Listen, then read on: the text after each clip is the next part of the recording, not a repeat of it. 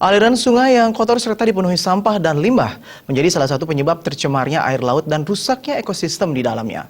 Hal tersebut disampaikan Kepala Badan Lingkungan Hidup Kabupaten Buleleng, Nyoman Suryatmaja.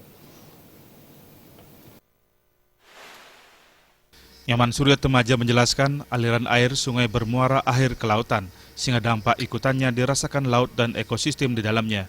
Oleh karena itu, keadaan sungai yang bersih dan terbebas dari sampah dan limbah sangat perlu untuk dijaga setiap saat.